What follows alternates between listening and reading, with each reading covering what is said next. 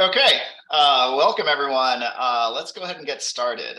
I'm going to share my screen and then we'll jump right in.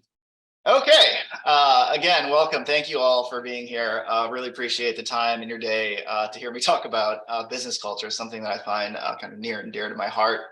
I'm Scott Kim. I'm currently the CEO of a company called Rocket Reach. It's kind of a startup in the B2B SaaS space. And I joined this company about 2.5 years ago, and we were about 15 people big at that time. I was actually the 15th employee, and now we're just around 100 people. And one of the things that happens as you grow from 15 to 100 people is you have to be extremely intentional about the culture you create within the business. And that allows you to continue to scale the organization. I think everyone in here probably has been at a company or worked somewhere where the culture is maybe gotten away from them a little bit because they weren't maybe as intentional and made specific decisions about how to shape the culture. And then that, long term creates issues within the organization. And so, one of the things that me and a lot of the leadership team at Rocket Reach think about quite a lot is kind of what is our culture and what is our business culture. And so that's what I'm going to talk about with all of you today. So let's jump in. Okay, so first, let's do some definitional work. And so what is a successful business culture? And, really, I think when you hear the word business culture, you might think of overall company culture, but I think they are a little different. And oftentimes, most companies kind of define their overall company culture. And I think one facet within that is your business culture. And when I think about what your business culture is, for me, what that really means is how do you make decisions? How do we as a company make our decisions? How do we make good decisions, particularly? And I think that's my definition of what a business culture is, as opposed to an overall company culture. Many times within the overall company culture, included next side by side with the business culture are a lot of things around how do we behave as a team, right? Like, how do we treat our customers? How do we treat our partners? How do we treat our people, the team members and employees of the company? And so I think there's the overall company culture, and one small facet of that is your business culture, focused on how we make decisions, which I think is super important. And it's interesting to think about how those can be very complementary to each other.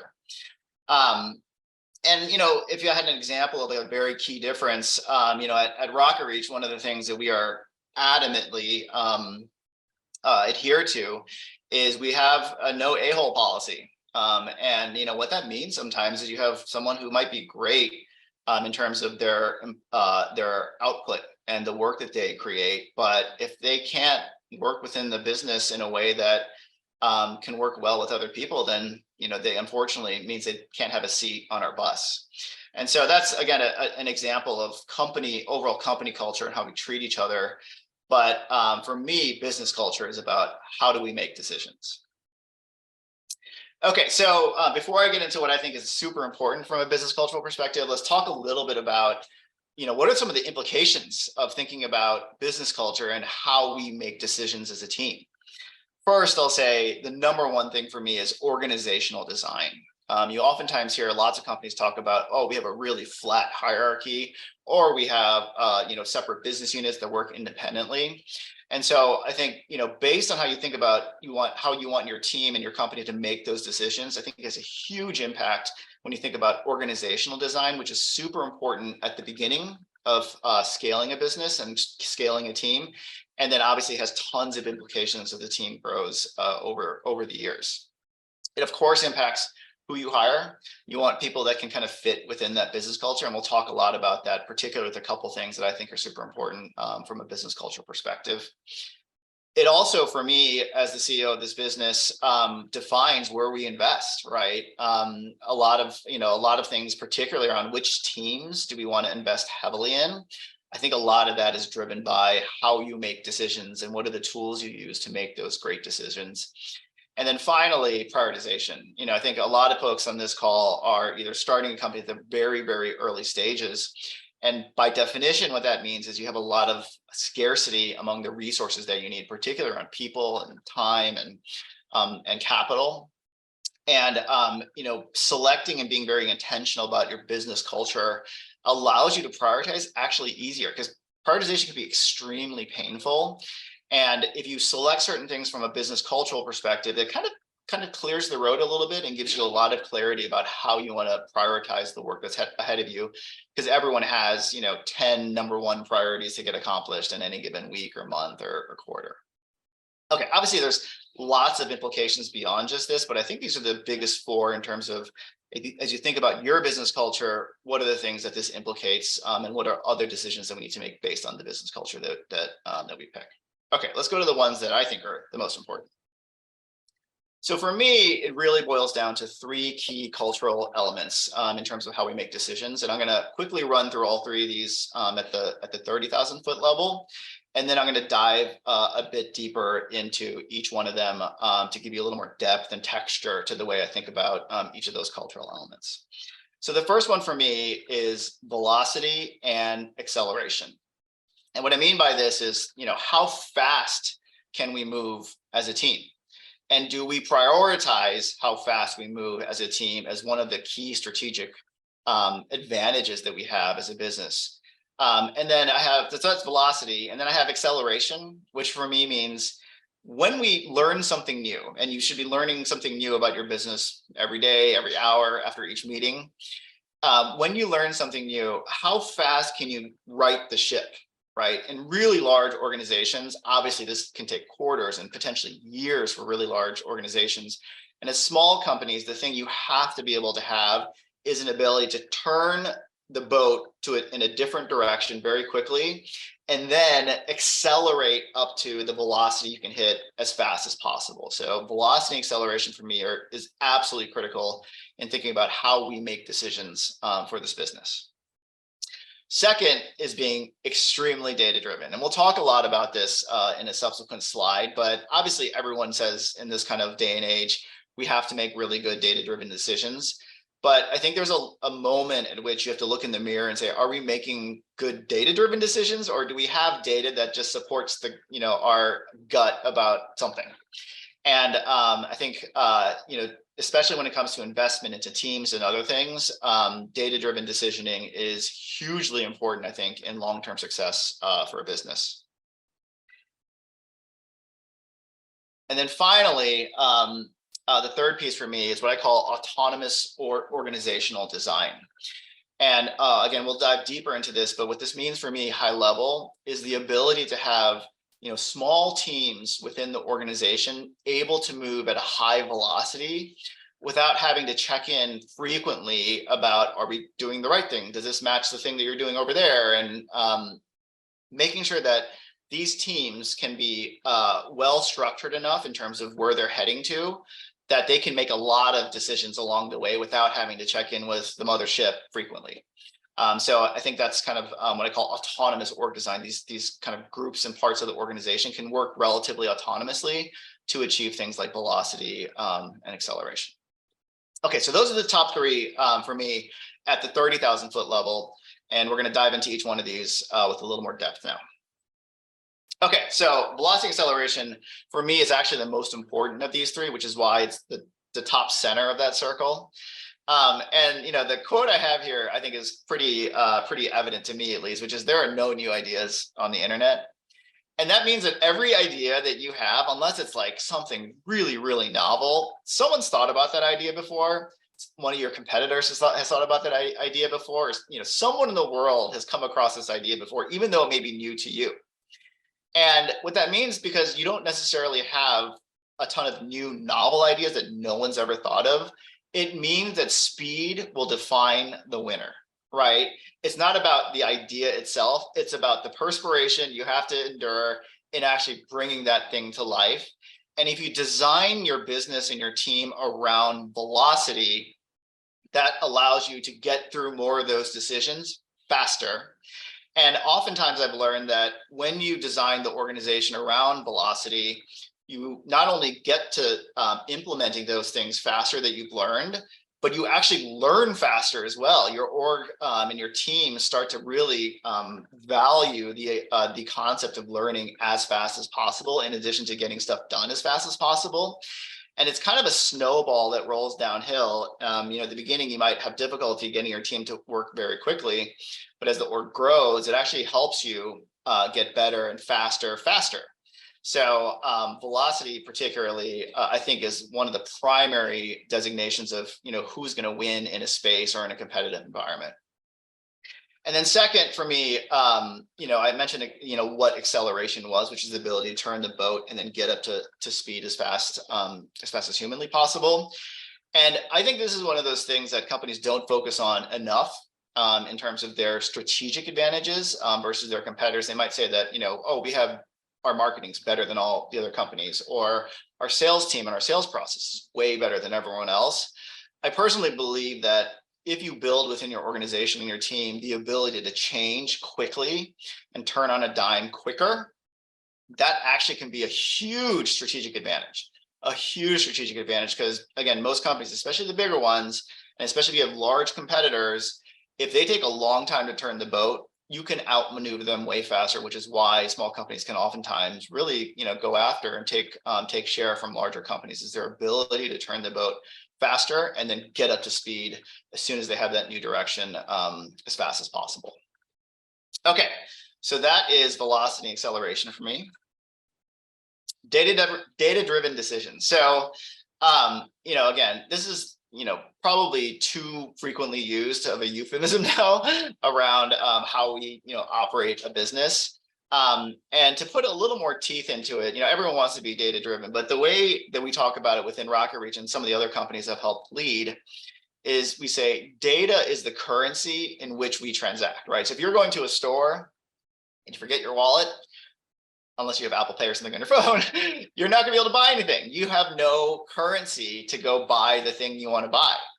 And that's the same for us internally at Rocket Reach, which is that if we don't have data to support a position for a decision we want to make, then nothing's changing hands. We're not making any decisions. So from a cultural perspective, I really try to drive within the organization that if we're going to have a conversation and the goal of this conversation, this meeting is to make a decision, before we even get close to coming up with a position and recommendation on that decision, you have to have data to support your position. And, if you want to peel the onion a couple more layers down, I think what's important within a culture is to have what I call data democratization. So, many years ago, a lot of companies would have a business intelligence team or a business analyst team. And, other groups in the company would say, okay, I need some data on this. Can you go get this for me? And they'd ask the BI team for that data. And I think the new model that companies have really moved to over the last 10 years or so has been a democratized data model where everyone in the company has access to the data. And the BI team and the data warehouse team, they're responsible for maintaining the data, the sanctity of the data warehouse and the quality of the data in the data warehouse, and educating the rest of the organization on the structure and the schema within the data warehouse. But then using tools like Looker and other things so that everyone has access to the data and can do their own data manipulation. So you think about it, the power of data used to be only held kind of within a small BI team, but when you democratize it and give everyone access to the data, the entire organization can move faster and make more decisions based on data, because otherwise you're stuck to a small set of scarce resources. So I personally believe from a cultural perspective, you have to embrace this idea of data democratization where everyone in the business has access to the data. And as I said before, this really impacts who you hire. We're lucky enough at Rocket Reach to have lots of people and lots of different functions who are really, really good with data. And it's one of the kind of primary filters we use when we hire folks within the organization. It's like, how good are you with data yourself? Because if you're really good with data, you're going to have access to tons of it. And you're going to be able to make lots of great decisions for the part of the business that you work on because the data has been democratized across the entire organization. The other aspect of data-driven decisions is that oftentimes you can get to good decisioning by being unemotional. A lot of times you've been in situations where you hear people arguing about a certain decision that needs to be made. And ultimately, if they're working off of their gut, they can get emotionally tied to one of those positions and not really think about it from a, kind of take a step back. Let's think about this more logically. And one of the nice outcomes of being a very data-driven organization is that people generally become less emotional about the decisions because they're willing to let the data define, what the right direction is for a decision, a product, a sales team, whatever, marketing, whatever it may be. And then finally, I'll say that, within organizations that I've been lucky enough to be a part of, there is I would say, pretty reliable pattern for me is that we overinvest in the size of our data warehouse or data analysts, all the teams that help make this data democratized across the organization. So as you think about growing your businesses, I would suggest that if you're willing to overinvest in one area, this is it. Sometimes when, I talk to other people about, our company or companies I've worked at before, they're like, wow, you have that many people on that team. That seems, as a ratio to other teams, that seems kind of high. And this is what I mentioned by organizational design and investment, which is that, yes, we've intentionally decided to invest heavier in these things within the organization because it allows us to make way better data-driven decisions, and it allows us to democratize the data across the entire organization. So data-driven decisions, I could kind of go on about this topic for hours on length. It's just one of the things that's really near and dear to the way I think businesses should run in 2023. Okay, finally, autonomous org design. So it's kind of a weird way to think about this, but the way the armed forces work today is very different than the way armed forces worked a long time ago. And I think there's certain parts of the way the armed forces work today that I think can be used within organizational design within a company. And so, a very long time ago, it used to be kind of like there's like one general who, sat somewhere and they would have like a huge map in front of them with like pieces on it, kind of Game of Thrones style. And they would like move the pieces around the map and be like, this is what we're doing. Send out the pigeons and tell everyone that that's the plan, right? And they would literally kind of give them one by one direction in terms of what they wanted to get done. And, fast forward, now a lot of the way the armed forces work is they kind of create smaller kind of groups within the larger army or whatever it may be. And those teams are given kind of the high level road mapping and what the goal is, but then they're given a lot more ability to make a lot of the micro decisions along the way themselves without having to check in with the mothership all the time. And that allows for velocity. It also allows, I think, for better people to make the right decisions on some of the micro decisions, because it's really hard to contextualize a general to all the nuances of where you are on the map. But the people that are there on the map could probably make better decisions than the general sitting somewhere else, right? And so the important thing for me is that these small teams can make better decisions because they're more attuned to the contextual aspects of that decision, and they can move faster forward as long as they know where the goal is. So the implication of that is that for me, one of my most important jobs is to set the vision for where we're going long term. And I have a slide on the next slide that describes the way I do it very high level. But I have to set the vision so that everyone knows what the map looks like and where we're going on the map. And then that way they can make lots of decisions, good decisions towards that common endpoint and common goal that we have. This allows everyone to row in the same direction. Having autonomous design means that these groups are all making decisions independently, but we need to all make sure that we're all pointed exactly at the same endpoint within the map. And then, as I talked about earlier, one of the implications is hiring. You have to hire great people because they will make better decisions than you will as the leader within the organization, because they know more about the area, the functional area they're in charge of. They know more about the micro texture of the decisions they have to make. You just have to hire really good people and then trust them to run autonomously towards the end goal. Okay, last slide, then we're gonna go to questions.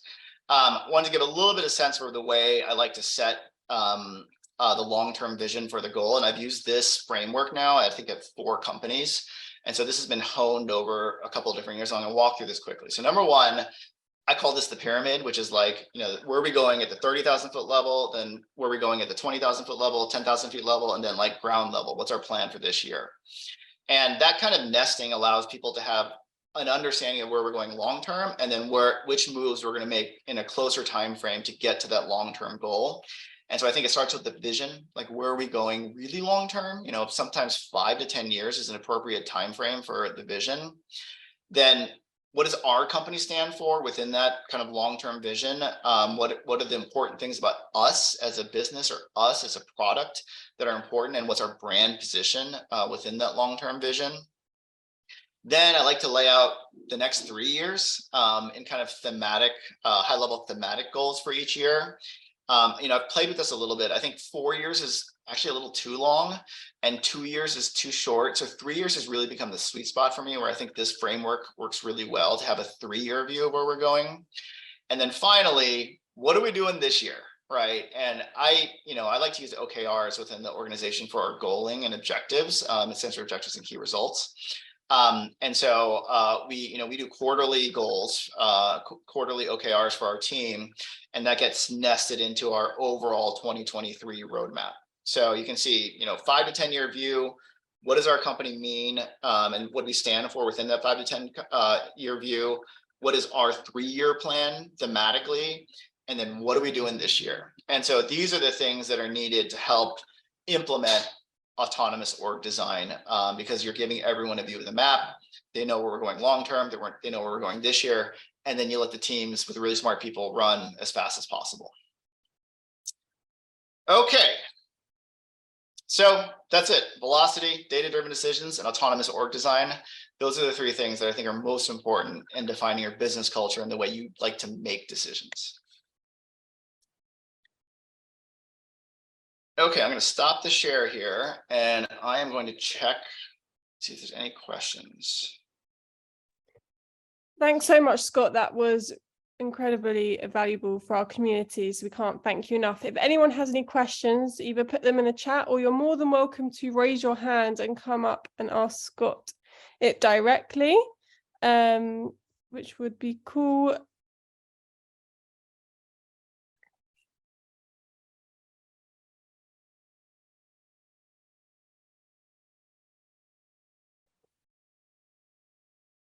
If no one has any questions, then we can, go ahead and kind of close this now. But thank you so much. Oh, we've just had one question from Lisa. How do you know when a bad decision has been made, and what do you do then? Yeah, so I think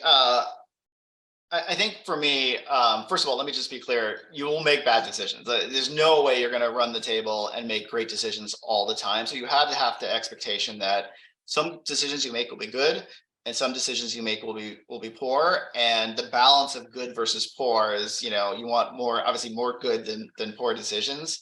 And so I think to Lisa's point here, I think one of the important things to have is a radar for when a poor decision or something, a decision is made that didn't come out with the expected outcomes. And that's exactly how I build the radar, which is every decision we make should have some level of kind of thesis, and that thesis has an implication of that thesis, right? So these are the things we should see in the business after we make a change to our pricing, or a change to our site, or a change to our funnel conversion metrics. And because when you make a decision, you have kind of like the formative piece, which is like, this is why this decision is right. This is the decision we want to make, and this should be the intended outcome. When the actual outcome comes differently than that intended outcome, that's when you know you have a bad decision. And that's when you get to go back to the drawing board, which is like reanalyzing the data to figure out, why was the thesis wrong, right? And so do we need to change our decisioning because we've learned something new, that one of our assumptions or one of the data points we had was incomplete, and therefore we need to make a new decision. And I think the way, it kind of calls us a bad decision in this question, but I actually think there's probably no bad decisions. I mean, there's of course bad decisions, but generally you want to make more decisions quickly, and then deal with some of them that weren't as good as you had hoped or didn't come out like you expect. Again, back to the velocity point, you have to run quickly, and sometimes I think just making a decision and moving forward is way better than worrying about being 100% right on all your decisioning. Obviously, that's different for each thing you're trying to solve, but generally, I'm a huge believer in just kind of moving first, and then having a good radar for when you think things are going in the wrong direction. Thanks, Scott. I hope that was helpful, Lisa. We have a couple of more questions. Is it correct to assume that the cultural elements that you mentioned and the way you define them are oriented to specific industries? I think the answer is no. So one of the things that, from a career perspective for me, one of the things I really enjoy is switching between lots of different types of businesses. Some people like to stick in one vertical, which is perfectly fine. I find a ton of value in applying things I've learned in other types of businesses to different businesses, where I think that ideas can be novel to that vertical or that type of business. So what that means is that this framework that I've been using around, business culture and the pyramid and other things, that's been honed over, I don't know, let's say 15 to 20 years now. But more importantly to this question, has been used in publishing, personal finance. I was, COO at a company called About.com, which is now Dotdash and has been merged with Meredith Corporation. I was CEO at a company called Bankrate.com, which is in personal finance. I was president at a company called ZocDoc, which is in healthcare. And then now I'm CEO of a B2B SaaS company. And so I really do believe that this framework has to be malleable enough to use in different types of businesses, but can work in its kind of core infrastructure within almost any business. So I really do believe that this is very flexible to use in many different places. Hope that was helpful. Just two more questions and then we'll wrap up. Susan said, since your organization is enabled to move quickly and make decisions, how do you handle failure? So I handle failure with celebration, meaning again, back to the question of how do you decide between good decisions and bad decisions, meaning you're going to make bad decisions if you're moving quickly. That's just the nature of the job and the nature of the company and the nature of decisioning. You're never going to be 100% accurate. And so the important thing is to learn quickly and then make adjustments quickly. Back to my velocity acceleration piece on cultural design. So, handling failure means we continue to use this framework, we learn from what happened, and then potentially make a different and new decision based on that. One of the kind of things I use with my leadership team currently is that, we have a quarterly board meeting with our board. And as I get ready for the board meeting, the first thing I always look at is, what did we talk about last quarter in our board meeting? And, if I don't feel like, when I read the deck again from the last board meeting, if I don't feel like we have come so far and learned so much more about this business that this deck is like somewhat irrelevant to this business, that means we haven't learned enough about this business in the last quarter. And so I find a ton of value, and that's why I celebrate, quote unquote failure, which is just a new learning, right? I celebrate the idea that we are learning quickly and we will make good and bad decisions. And the important thing is how fast can we react to the bad decisions. And one more question. How do you ensure learning is happening across the team? That's a great question. So for me, again, we use the OKR framework across our company, and I've used that now for, I think it's the fourth company we use OKRs as well. And, when you do quarterly OKRs, both at the company level and at the team level, oftentimes when you get to the end of the quarter, you realize that some of the OKRs you thought were the right goals were not really the right goals and somewhat irrelevant. And when you set the next quarter's OKRs, you're going to take all the learnings you took from the quarter and then reset what are the right goals for the next quarter. And that change, that delta between kind of mid-quarter changes that are happening across your goals, and particularly the changes that happen in terms of how you think about your goals for the next quarter, that delta needs to be wide enough to show how much you've learned. And that's how I determine whether we are learning fast enough as an organization, is how wide is that delta.